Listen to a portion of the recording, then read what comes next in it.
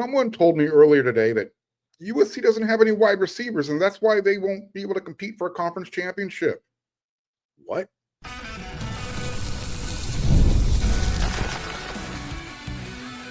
You are Locked On USC, your daily podcast on the USC Trojans, part of the Locked On Podcast Network, your team every day. Fight on, everyone. I am your host, Mark Culkin, and thank you for making Locked On USC part of the Locked On Network your first listen every day. Whether you're watching this show on YouTube, wherever you're going to download this podcast, pick your platform. This show's always free, and you know this show always appreciates your support. Is USC a dark horse to make the playoffs in 2025? I encourage everyone, all of my everydayers, and if you're not an everydayer, you should be. So if you're watching on YouTube, click that red subscribe button, smash that thumbs up, click that bell notification button so I can keep you notified and up to date all throughout the offseason. But I encourage everyone, when you're done watching this episode of Locked On USC, at some point this week, check out the next episode of the Big Ten Squad Show. It's a show we do once a week. This week, I was part of the panel. One of the topics that came up, we were talking about dark horse teams, right? Teams that that could make the playoffs this year. And someone with their infinite, usually I would say wisdom, but this time ignorance, said USC doesn't have any wide receivers. And the ones they do have, they end up transferring. And that's kind of like when I went all in and I had to look of WTF on my face, kind of like this one. Really? You want to go there? I simply responded with Makai Lemon, Jacoby Lane. At first, when I heard the comment, I wasn't sure if it was just some sort of mild smack talk, because that's part of the show. We try and bring the juice a little bit, poke fun at each other. But he was serious. I took it with a grain of salt because it just kind of reinforced the fact for me, or told me that he wasn't as familiar with USC's roster, at least as familiar with it as I am.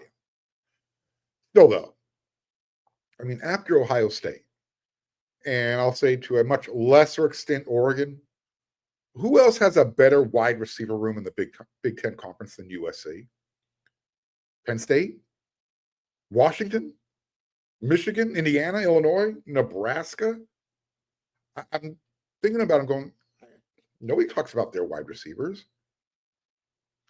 I went on to explain that, USC made a business decision.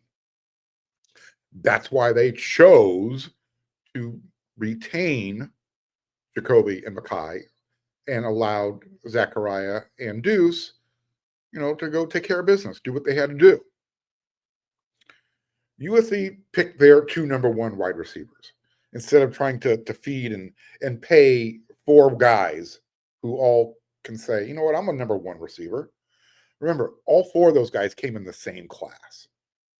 It's hard to keep that much talent in the same room, on the same roster for the duration of their college experience now, especially with the transfer portal.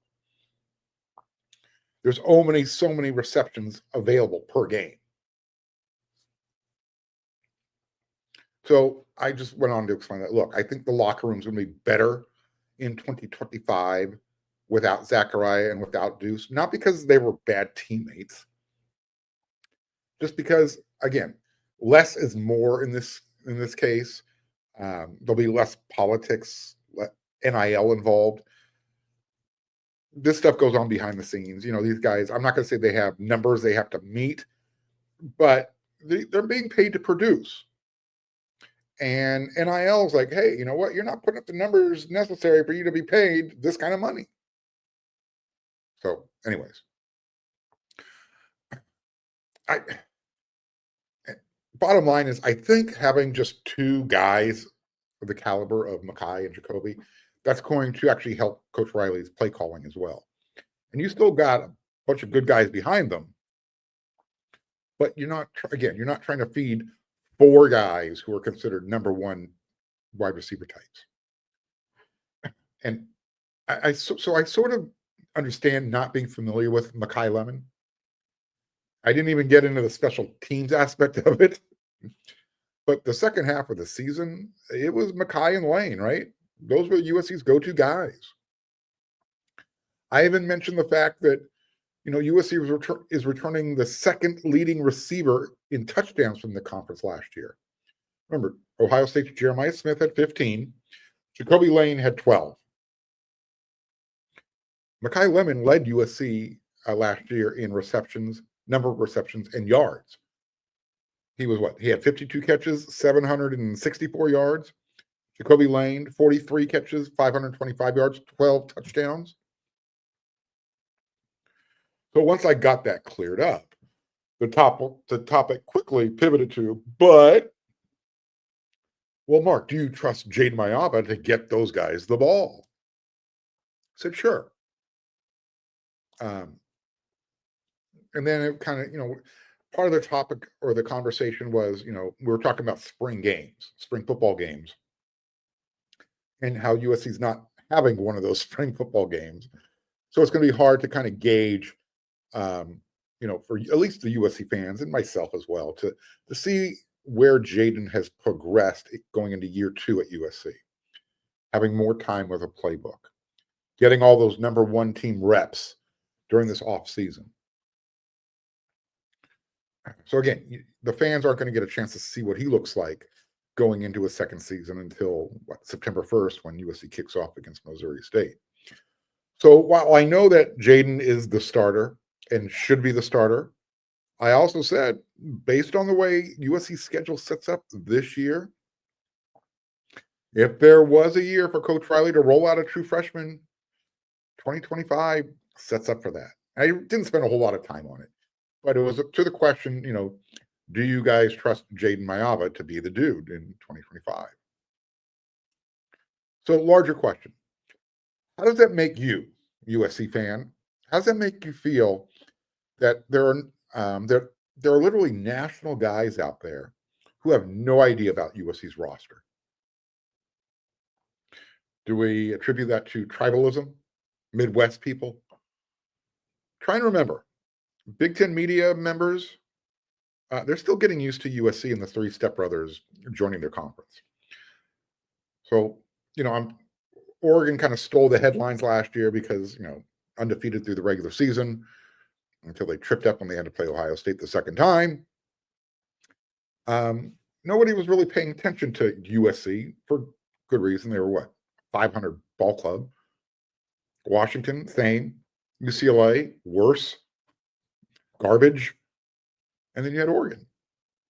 So I get not being as familiar with USC's roster as maybe you would be in the past when USC's winning.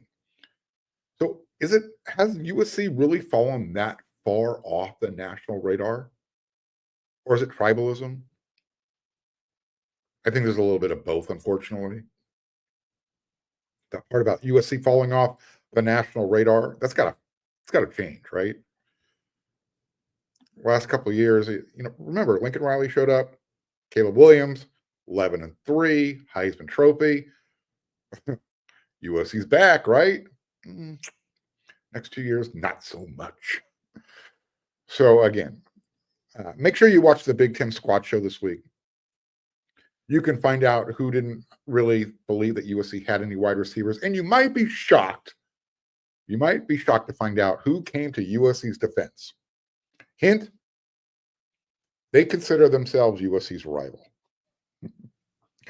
But yes, USC has a couple of really good wide receivers, and they're going to present challenges for whichever defensive backfield is forced to cover them in this coming season. Jacoby Lane, Mackay Lemon, they're going into their junior seasons.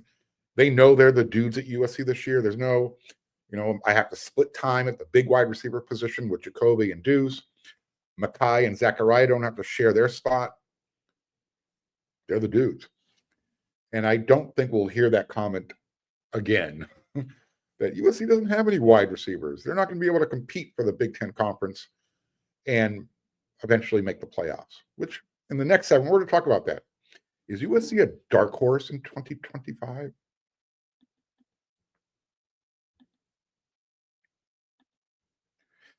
Get the supplies you need from the site made for the skilled trades supply house. Whether you're in plumbing, HVAC, electrical work, Supply House is a reliable way to order the products online. Their easy-to-use website is packed with helpful resources and the latest product info to help you get the job done right. Plus, with a complete inventory of over 200,000 parts from 400 plus top brands, you'll find exactly what you need delivered fast from coast to coast. Need help with an order? Don't worry. Supply House offers expert support and industry-leading service, so you'll always talk to a real person. And for the trade pros looking for an extra edge, their free Trademaster program offers exclusive perks like a dedicated phone line, free shipping, and discounts on every order. Thousands of skilled professionals are already taking advantage. Now it's your turn to do the same. Join the Trademaster program today at supplyhouse.com/TM. That's T like Tom, M like Mark, and start ordering plumbing, HVAC, and electrical supplies with just a few clicks. Plus, use promo code SH5 for 5% off your first order. That's supplyhouse.com.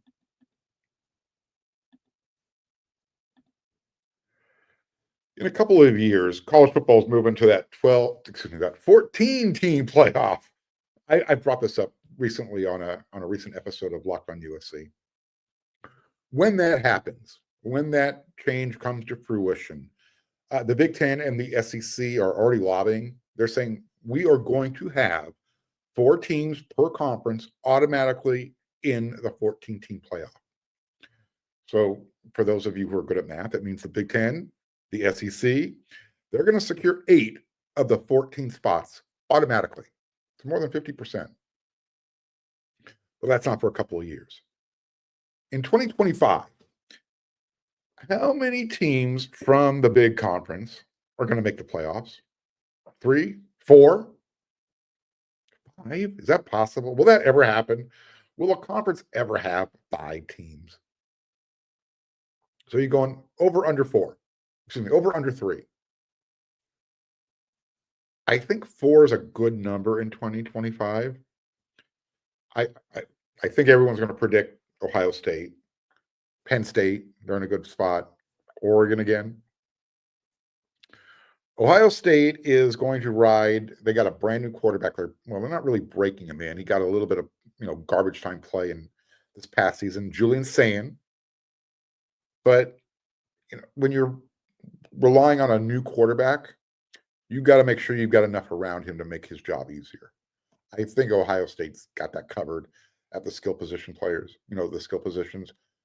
You can start with Jeremiah Smith at wide receiver. Ohio State's always going to bring a running back or 2. And despite losing something on the defense side of the ball, they've been reloading. There's no other way to say it. I mentioned Penn State's in a good spot. Probably the best spot in the conference with production returning on both sides of the ball. I mean, they're returning a lot of dudes, including their starting backfield, both running backs. We know Drew Loar, their quarterback, is returning again. He now has a good wide receiver to throw to, Kyron Hudson. They've actually had a pretty good offseason with the transfer portal. They got a couple of wide receivers. They did lose Ty Warren. They're all everything on offense, tight end, but we'll see what happens there. Penn State, again, they should make the playoffs. And I think if Dan Lanning doesn't screw things up, they should be talented enough still to navigate their schedule. Again, they're going with a new starter quarterback. We'll see if Dante Moore actually feels like he's ready to be a starter now. Remember, that's why he left UCLA. He didn't feel he was ready to be a starter. But who is the 4th team from the conference? Is USC a dark horse to make the playoffs this season? Just, kind of let me define dark horse. The dictionary defines a dark horse as a little-known contender that makes an unexpectedly good showing, appeared out of the dark. Well, I'm really high on, let me rephrase that. I'm super stoked on USC's defense taking a huge step forward in year 2 with Lynn running the show. So yes, I'm super high on USC's defense in 2025. Last year, just to remind everybody, when you take away all those pick sixes that USC's quarterbacks were throwing last year, USC's defense gave up an average of 21 points per game. 21 points per game with your typical and not atypical Lincoln Riley offense, that's a winning combination. So now, if USC's defense, which has definitely more depth up front, if that defense can improve upon last year's production, I think USC's in a good spot. I think they're in a good place for that 4th playoff position in 2025. Let's go. But who's their competition? Assuming Jade Mayava takes control, he's the quarterback. You're set at the skill position players. Lincoln Riley leans into that running game, uses those tight ends, and the defense just takes that next step. Assuming all that comes together, who is USC's competition for one of those, for that final playoff spot? You have Michigan, right? I'm not sure which way to go with those guys yet. They lose a lot on defense. Mason Graham, Kenneth Grant, both of their defensive ends. And again, until they get that quarterback situation figured out, for me, Michigan's an unknown. We know they're always going to play tough, good football. USC ran into that last year. I don't know if they beat USC or if USC beat themselves. USC left with an L. That's all I know. What about Indiana? They won 10 games last year. I know they had a soft schedule last year. 2025 is slightly tougher once you get past their out-of-conference games. By the way, Old Dominion, Kennesaw State, Indiana State. And then in conference, they host Illinois. They have a bye week. Then they go to Eugene. And then they're home for Michigan State and UCLA. They're at Maryland and then at Penn State. They host Wisconsin bye week, and then they finish the year at Purdue. I guess potentially they can do it again. They're bringing in Fernando Mendoza to be their quarterback this year, transfer from Cal. What about Illinois? Are they a real player for that 4th spot? Their quarterback returns for another year, Luke Altmaier. Last year they went 10-3. Their schedule this year: Western Illinois, Western Michigan, at Duke. That's their out-of-conference schedule. Not in that order, but that's their out-of-conference schedule. Then they start at Indiana. They host USC at Purdue. They host Ohio State at Washington. Host Rutgers, Maryland, at Wisconsin, end the year with Northwestern at home. We'll see if Illinois can do it 2 years in a row. Last year, again, they went 10-3. Super soft schedule. And they didn't ask their quarterback to do a lot. I think Nebraska is definitely a contender for that 4th spot this year. Dylan Raiola, quarterback, goes into year 2. And if you want to talk about a Charmin soft schedule, check this out. Cincinnati. That, by the way, that's a neutral site game in Kansas City. Akron, something called HCU. I looked it up. That's Houston Christian University. They host Michigan. They host Michigan State. They're at Maryland and Minnesota. They host Northwestern. They host USC.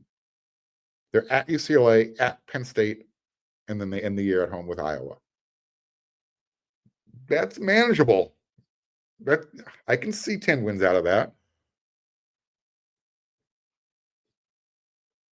So Traveler is a beautiful white horse. Gorgeous. Best mascot in college football. But USC should never be a dark horse. But they are this year. And this time I think it's a good thing. You already know that they're kind of flying under the radar as far as their roster is concerned. But if you're a dark horse in 2025, that means you should be a favorite in 2026. And again, In 2026, going into that season, I think you're going to that 14-team playoff format. So again, 4 automatic qualifiers. By that time, who knows? Maybe you get 5 out of your conference.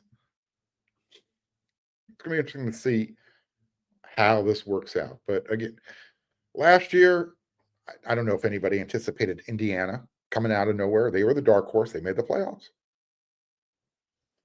Can USC come out of nowhere this year? Can they do it? I know we want them to. They were close last year, right? They were close in every game. No, almost. We won't go there. One more segment to go.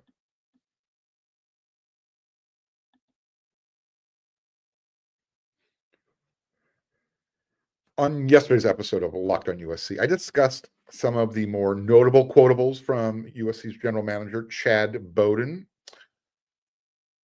As many of you will know, you'll remember, I've been a critic, not of his, of the concept.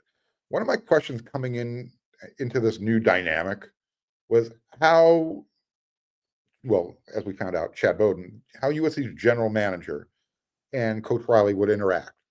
Who has the upper hand, right? Who tells who to jump and how high?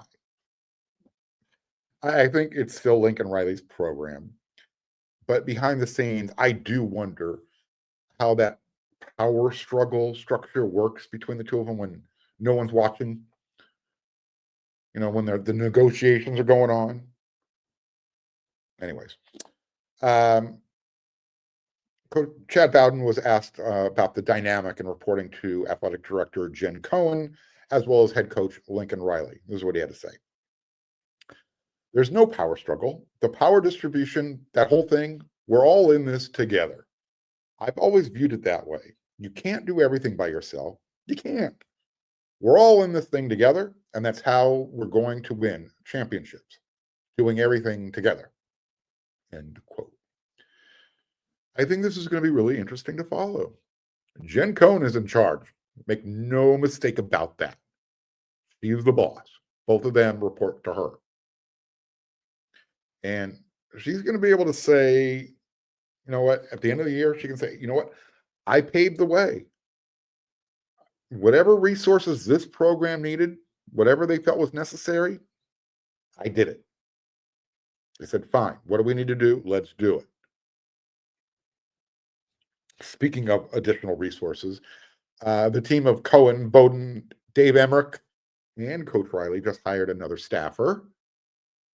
USC hired Baylor's Joe DeRozio as director of football strategy and assistant running backs coach.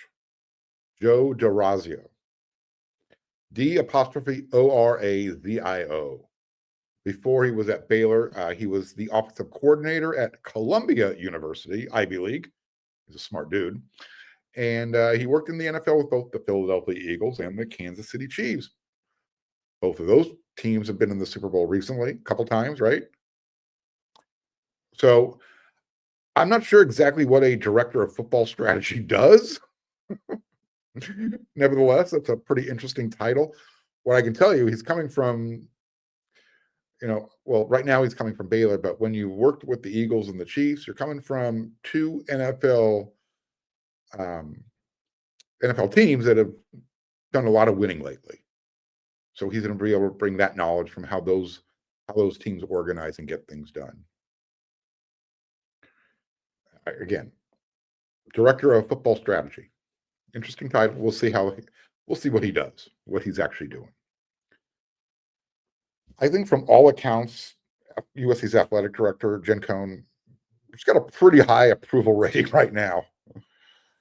And if she gets the football program turned around, she'll be the queen of LA. She'll say, Jeannie Buss, you can just stand over there. There's a new queen in town. And until Jeannie gets the Lakers figured out, yeah, I feel that way. This is what Chad Bowden had to say about his boss, Jen Cohen. Animal. I love that he said it 3 times for emphasis. Best in the country, not even close. She is forward thinking. She is aggressive. She is insertive. She knows exactly what she wants to do, and she has a true plan. This athletic program is blessed to have her. I'm blessed to work for her. Blessed. She is the best. She's my favorite, end quote. I don't know about you. I kind of get the impression he likes his new boss, but he's right. I've had limited interaction with Jen. I remember the first time I met her on the field during a game. She's having a good time. USA was winning, but you could tell just her personality. She is a competitive person, and she's just. I don't think she holds anything back. So whatever is said behind the scenes, I believe both gentlemen, Chad Bowden and Lincoln Riley, know that she's putting her foot down and what she says goes. I like that.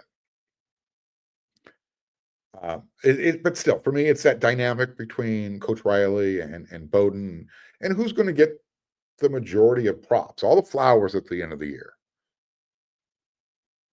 Chad was this is the last quote I'm going to go over, but he was asked about when he knew he was coming to USC. This is what he had to say. I knew I was coming to USC when, in an hour time span, I spoke to Jen and Lincoln and voiced my aspirations and what I believe college football is going to be in the new era and how aggressive I would like to be in that new era. And they were spot on and shared a lot of the same thoughts as I did. That's a huge reason as to why I chose to leave a great situation, because I felt like this was better, end quote. All right, so there you have it. I mean, welcome to a new era of USC football. All right, let's just hope all the chefs work together in the kitchen. Chef Jen Cohen, Chef Lincoln Riley, Chef Chad Bowden.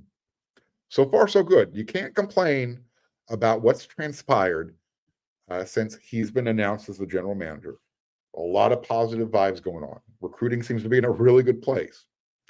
He's made sure that Lincoln Riley and everybody understands California recruiting start and ends there. All right. I'll be back with another episode of Locked on USC tomorrow.